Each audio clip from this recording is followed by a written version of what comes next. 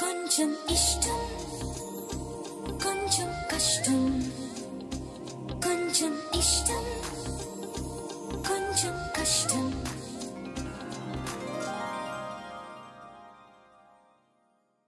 ఏందమ్మి పెళ్లిలో శుభాకాంక్షలు చెప్పేదానికి వచ్చుండావా?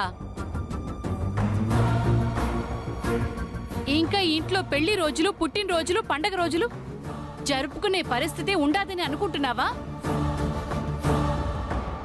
అట ఏడ ఉండనిచున్నారమ్మా, చెయ్యాల్సిందంతా చేసేసి ఉండరుగా.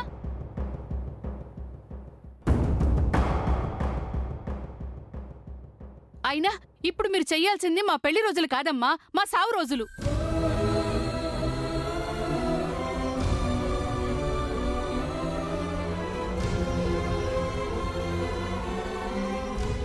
మీరు వెలిగించాల్సింది కేక్ మీద క్యాండిల్స్ కాదమ్మా, మా శవాల దగ్గర దీపాలు.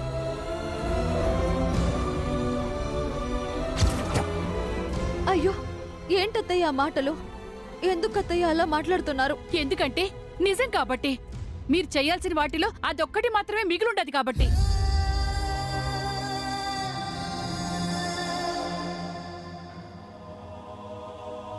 చెయ్యండమ్మా, చెయ్యండి. అది కూడా చేసేసి ఆ పుణ్యం కూడా కట్టుకోండి.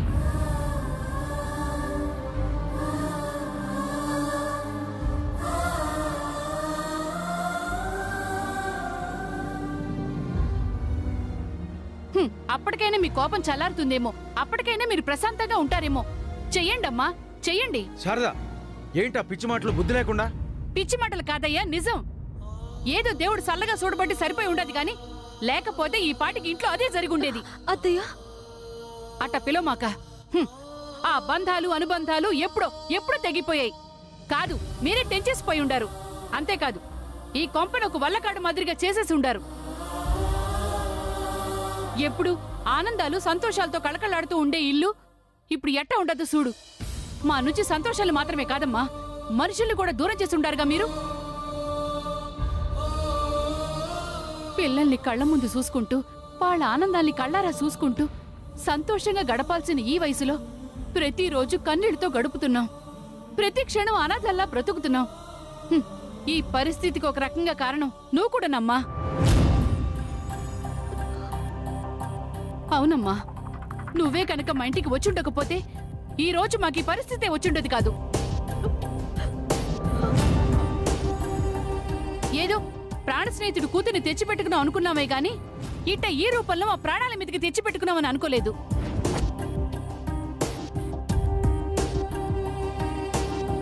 శారదా, ఏంటిది అర్థం లేకుండా? మనకి శుభాకాంక్షలు చెప్దామని అంత దూరం నుంచి వచ్చిన పిల్లతో మాట్లాడే పద్ధతి ఇదేనా? అలా మాట్లాడితే బాధపడుతుందన్న జ్ఞానం కూడా లేదా? బాధ? చావు బతుకుల మధ్య మీరు పడ్డ బాధ కంటే పెద్ద బాధ ఇది. నా మాంగళ్యాన్ని కాపాడు దేవుడా అని హాస్పిటల్లో నేను గుండెలు పగిలేలా ఏడ్చిన బాధ కంటే పెద్ద బాధ ఇది. చెప్పయ్యా, చెప్పు, దానికంటే పెద్ద బాధ ఇది? అది కాదు శారదా. దయచేసి మీరు మాట్లాడదయ్యా. చాలదా? ఒక తూరి అనుభవించింది చాలదా? మళ్ళీ స్నేహాలు బంధాలు అంటూ పోయి ఇంకో తూరి ప్రాణాల మీదకి తెచ్చుకుంటావయ్యా నువ్వు? అత్తయ్య, మీ ఆవేశంలో అర్థం ఉంది, మీ బాధలో న్యాయం ఉంది. కానీ ఒక్కసారి నేను చెప్పేది కూడా వినండి అత్తయ్య. మీరు అనుకుంటున్నట్టు గౌతమ్ వద్దు. వాడి పేరు గాని వాడి ప్రస్తావన గాని నా దగ్గర తీసుకురాకు. భరించలేని గుండె కోతను మిగిల్చిన వాణ్ణి గుర్తు చేసి ఆ బాధని ఇంకా పెంచకు. వాడికంటే విలువైన మనుషుల్ని బంధాల్ని పోగొట్టుకున్నాం. వాటితో పోలిస్తే వాడెంత? అది కాదత్తయ్య, నేను చెప్తుంది వినండి. వద్దు తల్లి, వద్దు. ఇప్పుడు దాకా భరించిన నరకం చాలు. ఇంకా భరించే ఓపిక నాకు లేదు. ఎవరెలా పోతారో మాకు అనవసరం. మమ్మల్ని ఇలా బ్రతకనియండి చాలు.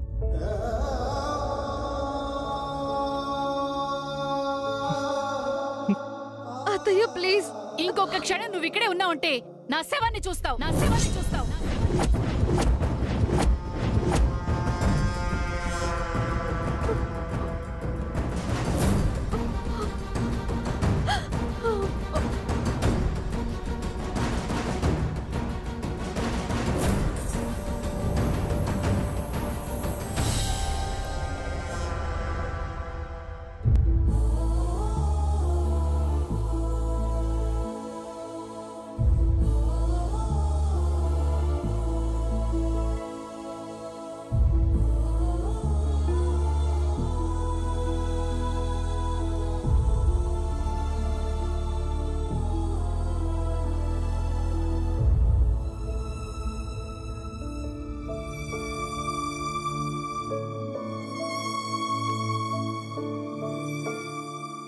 చెప్పుండాను కదబ్బా, మా అమ్మ నా మీద చాలా కోపంతో ఉండదని.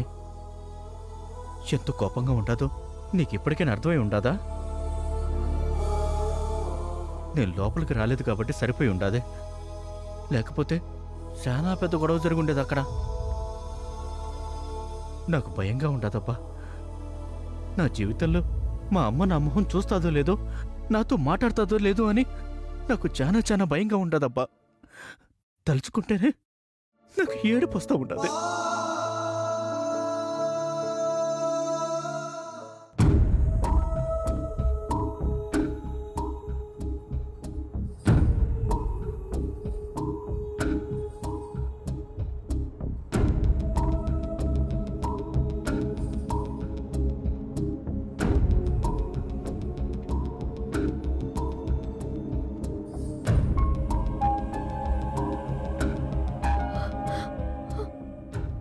నాయనా, ఏరా ఇక్కడ దాకా వచ్చాక నాతో మాట్లాడకుండానే వెళ్ళిపోతావా? నాయనా,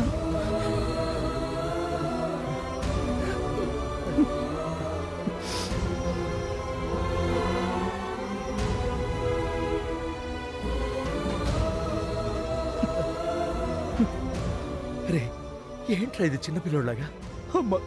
అమ్మంటే మాట్లాడేసరికి అరే నీ మీదున్నది కోపం కాదురా, కేవలం బాధ. లక్ష్మీనారాయణ గారు మన జీవితాన్ని నిలబెట్టిన దేవుడురా. ఈరోజు మనం ఇలా ఉంటున్నామంటే దానికి కారణం వాళ్ల కుటుంబమేరా. ఈ రోజుల్లో మనకు ఆప్తమిత్రులు ఎవరైనా ఉన్నారంటే అది వాళ్లేరా. అలాంటి కుటుంబంతో బంధం తెగిపోయేసరికి నేను తట్టుకోలేకపోయాను. నేనింకా ఆ బాధ నుంచి బయటికి రాలేదు, అందుకే అలా మాట్లాడుతున్నది.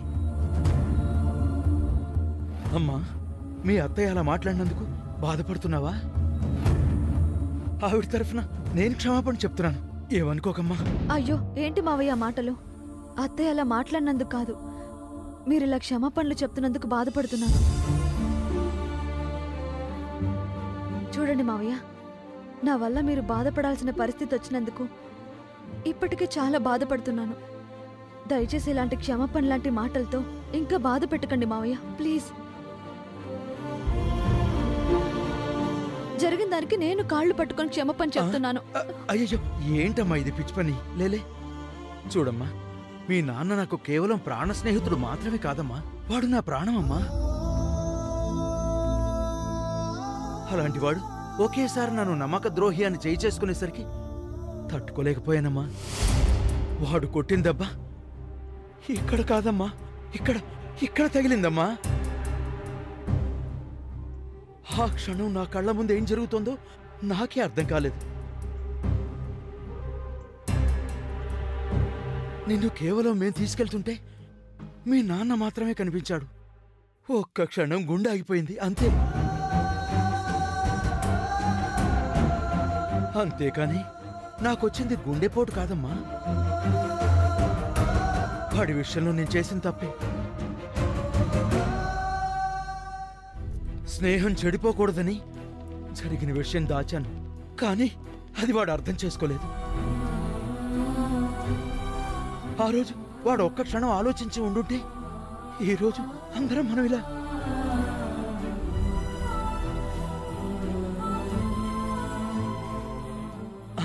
ఇంకేంట్రా విశేషాలు? మర్చిపోయి ఉండాను. ఎరా కేక్ తీసుకొచ్చి అడ్డం తీసిపోతావా? నా చేత కట్ చేయించవా? నాయనా, రే మీ అమ్మ బదులు కూడా నేనే కట్ చేస్తాను, తీరా. కేక్ తీయబ్బా, కేక్ తీ.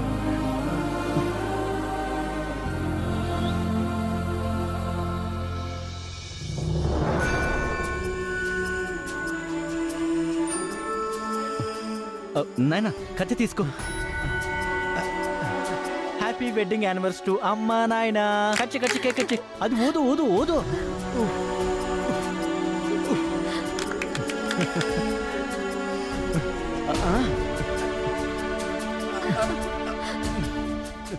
రేవతే నువ్వు కూడా కేక్ పెట్టు.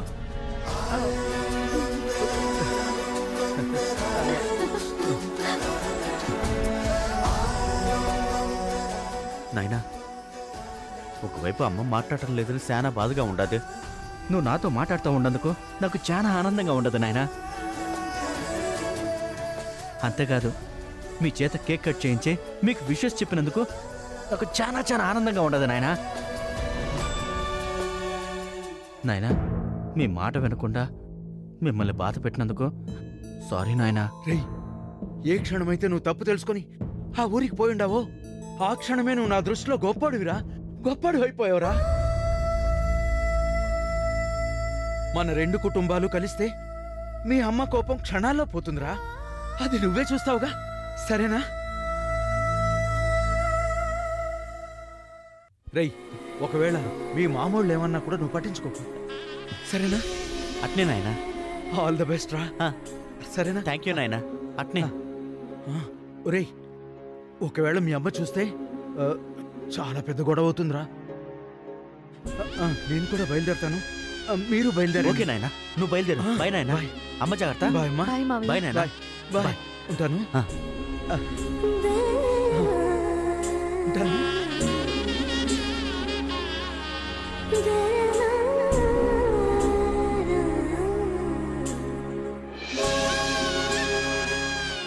రేవతి, నాకెంత హ్యాపీగా ఉండదు తెలిసిన? మాటల్లో చెప్పలేనంత హ్యాపీగా ఉండదబ్బా. ఈ ప్రపంచంలోని ఆనందం అంతా నాకే సొంతమైనంత సంతోషంగా ఉండదు. ఈ ఆనందానికి కారణం నువ్వేనబ్బా, నువ్వే రేవతి. ఇదిగోబ్బా, ఈ సంతోషంలో ఒక పండగలా సెలబ్రేట్ చేసుకోవాలబ్బా. నేను ఇంత సంతోషంగా ఉండడానికి కారణమే నీకు ఒక మంచి బ్రహ్మాండమైన ట్రీట్ ఇవ్వాలబ్బా. ఉండు, నేను ప్లాన్ చేస్తాను. హలో మాస్టరు, ట్రీట్లు పార్టీలు ఇవ్వడానికి మేము బయట వాళ్ళం కాదమ్మా, మీ వాళ్ళం. ఇది హెల్ప్ కాదు బాబు, నా బాధ్యత. చూడు గౌతమ్, మన 2 కుటుంబాల్ని కలపడం కోసం నువ్వు చేసే ప్రయత్నాల్లో నా గొంతులో ప్రాణం ఉన్నంత వరకు నీకు తోడుగా ఉంటాను. ఇక బయలుదేరదామా? ఎవర్రా నన్ను పట్టుకున్నారండి? ఎవర్రా స్వామి మీరు? ఎవర్రా నన్ను పట్టుకున్నారండి? ఇప్పుడు తెలుస్తుందిరా. రేయ్, అమ్మాయిని బండ్లో ఎక్కించండి రా.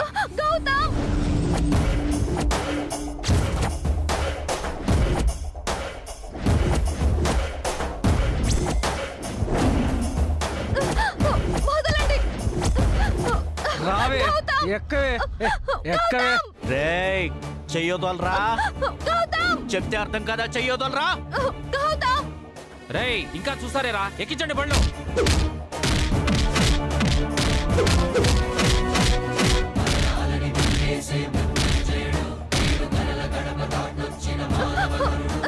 రేయ్, చెప్తుంటే అర్థం కాదా?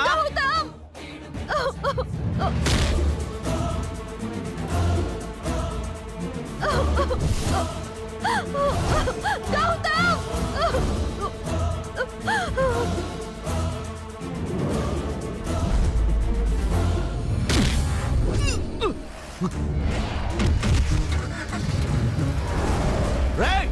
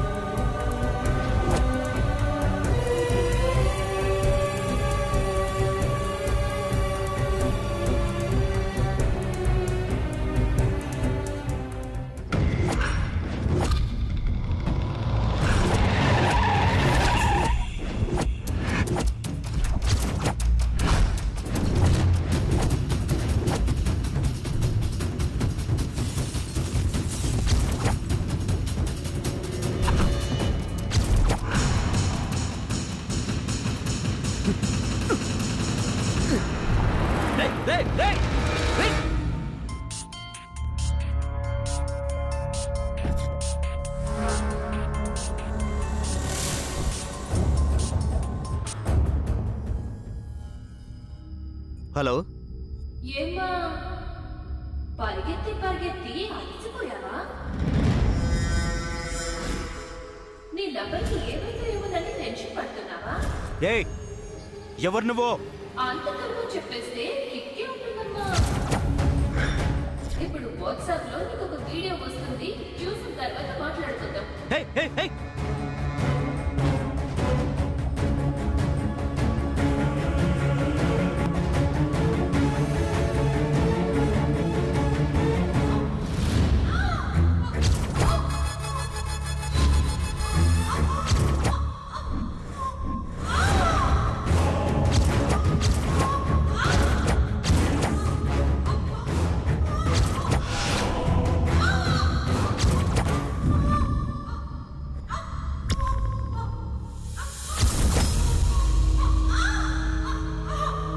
రేవతి. హలో హలో, ఎవరు ఎవరు మీరు? ఏం కావాలి మీకు? మీకెంత డబ్బు కావాలి? డబ్బు కాదు, ఇదే కావాలి. ఈ భయమే కావాలి, ఈ టెన్షనే కావాలి. ఏయ్, ఎవరు మీరు? రేయ్, నువ్వు అడగాల్సింది నేనెవరమని కాదురా, ఏం చేస్తే నీ లవర్ని వదిలేస్తాము అని. చెప్పండి, నేనేం చేయాలి? ఏం చేస్తే నా రేవతిని వదిలిపెడతారు మీరు? చెప్పండి, నేనేం చేయాలి? ఏరా, నీ ప్రేమని దక్కించుకోవడానికి ఊరికి వెళ్తావా? అక్కడ ఎవరికి కనపడకుండా హీరోలా పెద్ద పెద్ద సాహసాలు చేస్తావా? అప్పుడు సాహసాలు చేయడం కాదురా, ఇప్పుడు చేయాలి సాహసాలు. నీ ప్రేమ ఎంత స్ట్రాంగో అక్కడ కాదురా, ఇక్కడ నిరూపించరా. ఏయ్, సోదొద్దు. ఏం చేయాలో అది మాత్రమే చెప్పు. ఓకేరా, నీ లవ్వర్ ఎక్కడుందో తెలుసుకోవటానికి నీకు 3 క్లూస్ ఇస్తున్నాను. నంబర్ 1, ఈ హైదరాబాద్ లో నీ లవ్వర్ కి నీ ఇల్లు, కాలేజ్ కాకుండా ఇంకో ఇష్టమైన ప్లేస్ ఉంది. అదేంటో తెలుసుకొని అక్కడికి రా. అక్కడ నీకు ఇంకో క్లూ చెప్తాను. హలో హీరో, ముఖ్యమైన విషయం మర్చిపోతావేమో. ఎగ్జామ్ 3 గంటలే. నీ ఇంటికి వెళ్ళటానికి, కేక్ కటింగ్ కి ఆల్రెడీ 2 గంటలు అయిపోయింది. ఇక మిగిలింది గంట మాత్రమే. ఇప్పుడు ఈ గంట లోపు నువ్వు నీ లవర్ ఎక్కడుందో కనుక్కోగలగాలి. లేదనుకో కాళ్ళ కింద ఉన్న ఐస్ కరిగిపోతుంది, నీ లవర్ ఆయుష్ తీరిపోతుంది. Hello hello hello,